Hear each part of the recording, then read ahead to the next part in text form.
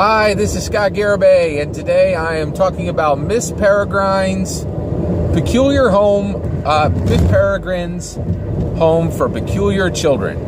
And this is a very unusual film.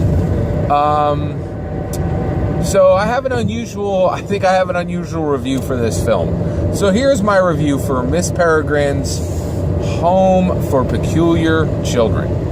This is a wonderful, wonderful rated R horror film. It is rated that, if that's the way you view it and the way you go into it, it's a great film. It is unfortunately a PG-13 film, which is completely wrongly rated and was, in my opinion, irresponsibly advertised.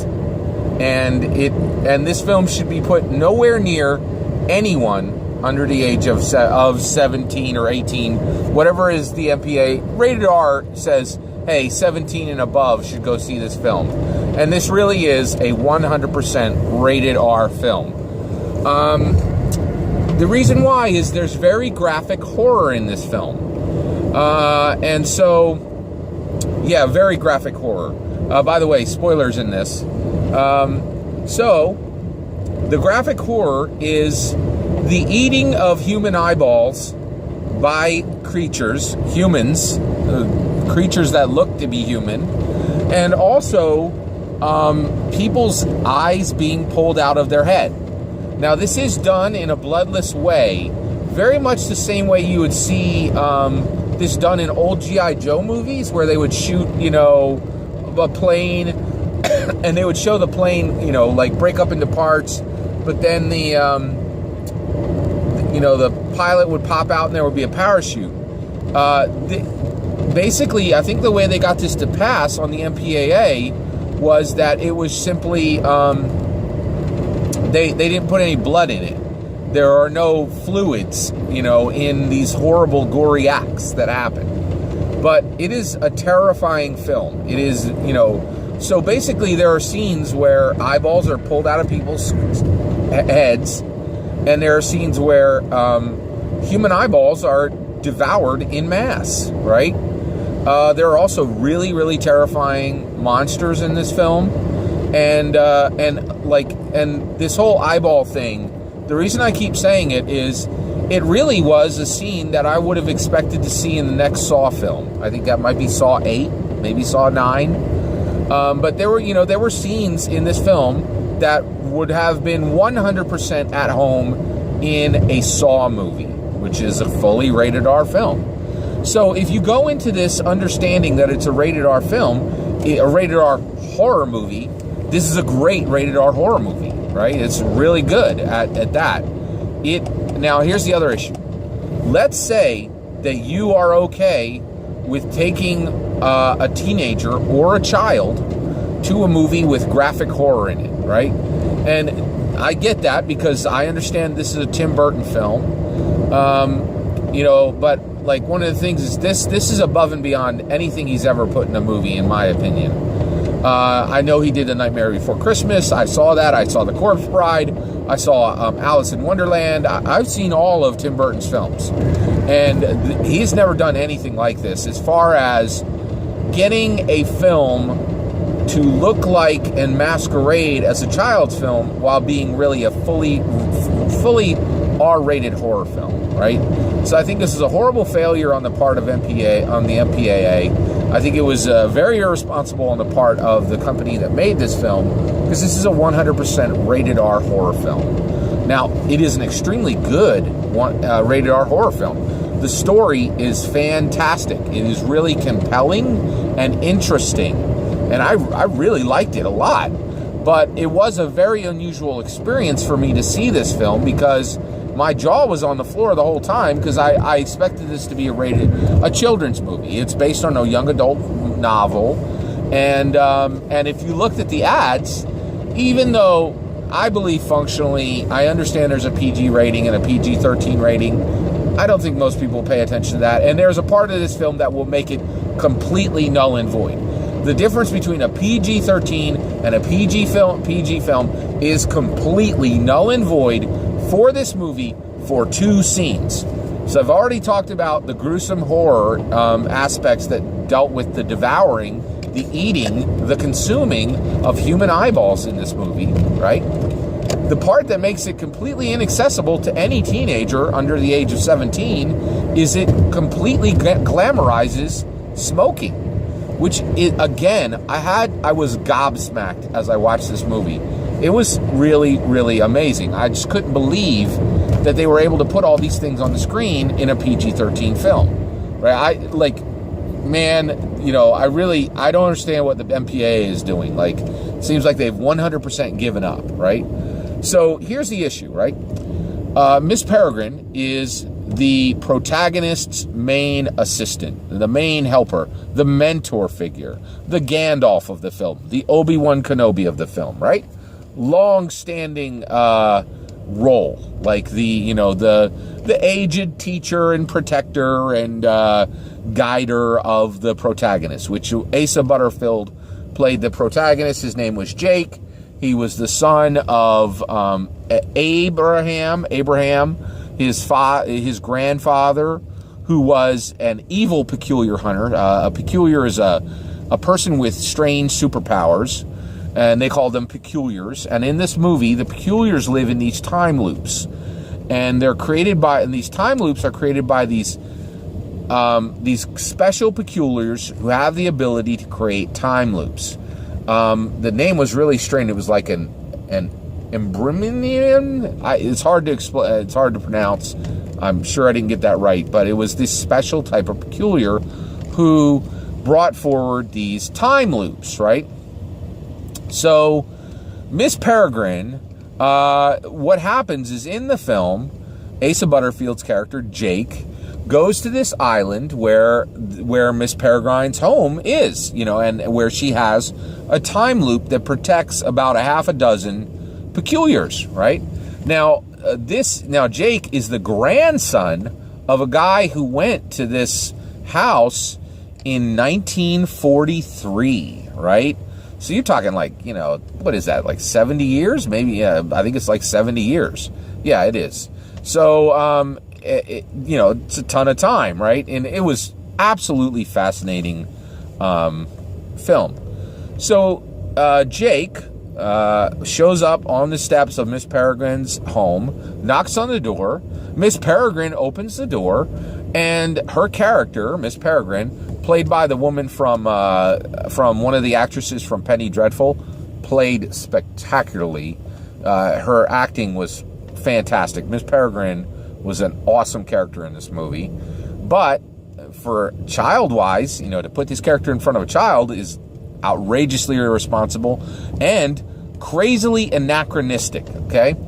So, you have this character come out. It's 1943, and Miss Peregrine comes out onto her stoop, opens the door of her home, and she is smoking a big old pipe, like a big old Gandalf-sized pipe. And it's not like, oh, let's do some stylistic CGI smoke that maybe has sparkles and is a weird color because it's magical. No, it's just, she's just smoking a big old pipe with a whole bunch of tobacco in it.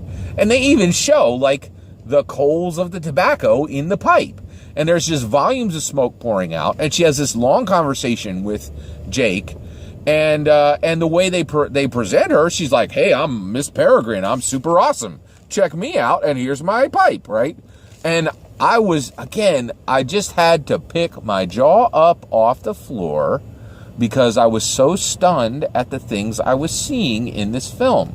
So one of the things that was really interesting was 10, 15 years ago, Hollywood, there was no law made for this, but Hollywood said to itself, and if you look at films for the last decade, for the last 15 years, you could see that Hollywood said, you know what, tobacco, and the use of tobacco causes cancer and it kills people. It's a predatory product. Why don't we stop glamorizing it? Like the whole cowboy with a cigarette thing, that's, we don't need to do that anymore. We're making plenty of money. We don't need their money anymore. I actually think I think it was good intentions on the part of Hollywood saying, hey, let's stop glamorizing smoking. And that happened about 10 or 15 years ago. And ever since then, if you watch Hollywood films. I'm talking about 4-quadrant movies that are trying to get everybody out to them, movies that are trying to make $250 million, $500 million, or more, right? You know, billion-dollar films, right? The blockbusters, right? Or anything that's even trying to be a mid-level or up movie, anything that's not in an art house. If you go to those films, when you see tobacco on the screen, it is always in the same way. A villain, you know, lots of villains, you know, like it's a signal, right? You're like, hey, I'm a villain. See, I'm smoking a cigarette. I'm a villain. Or it's a redemption arc. You'll see lots of movies where there's maybe a scattered character who's like, you know, very disorganized and selfish in the beginning, and they're going to go through a redemption arc and redeem themselves. And they'll smoke in the beginning of the film, and then you won't see that cigarette or that, you know, pipe or whatever they're smoking at the end of the film, right? So, like, you know, and this has been around for 10 or 15 years. Well, this movie just takes that entire tradition and just throws it out. You know, like, it says, hey, here's this super awesome hero character, and they are a smoker. It is my opinion that someone received a $5 to $50 million check from a tobacco company. Like, the odds of this movie being made the way it was, with the glamorization of tobacco the way it was presented in the film, is highly unlikely. Like, without money exchanging hands. Like, that just seems really, I don't think that would happen. It's just my opinion. Don't have any proof on it. Just my opinion. Because, and the reason why is, again, I watch Hollywood movies, and this is unprecedented. Like, you just don't see this in anything that is even remotely advertised or positioned as a children's movie. Or a movie even with children in it, right? And Miss Peregrine is running a home for children, right? It's like an orphanage, right? And she just smokes this big old pipe. And I would have thought, okay, you know, this is super shocking, but maybe it's just in this one scene, but it comes again later in the movie, right? Like, here's another scene with her smoking this pipe. Why is this in here? What is this? Right? And it's super bizarre. Like, it's crazy. Right, now, if you are looking at this as a rated R horror film, no big deal. Yeah, I don't have a problem with anybody smoking in a rated R horror film. No big, that's not a big deal, right? And so, by the way, it is my opinion that Miss Peregrine's Home for Peculiar Children is the best horror film of 2016. Its competition is Blair Witch and Don't Breathe. And so at this point, I would rate the top horror films of 2016 as Miss Peregrine's Home for Peculiar Children. Then I would put Don't Breathe, and last I would put Blair Witch. Those are all very good horror films from 2016 that I've seen. I'm sure there are more movies, but those were all the ones I was interested in seeing this year. And out of the horror movies I have seen this year, Miss Peregrine is by far the best horror film, right? It's an excellent film. If you're an adult and you would like to see a great horror movie, go see this movie. If you're a parent, don't get your children anywhere, and your teenagers. Don't put anybody under the age of 17 anywhere near this film.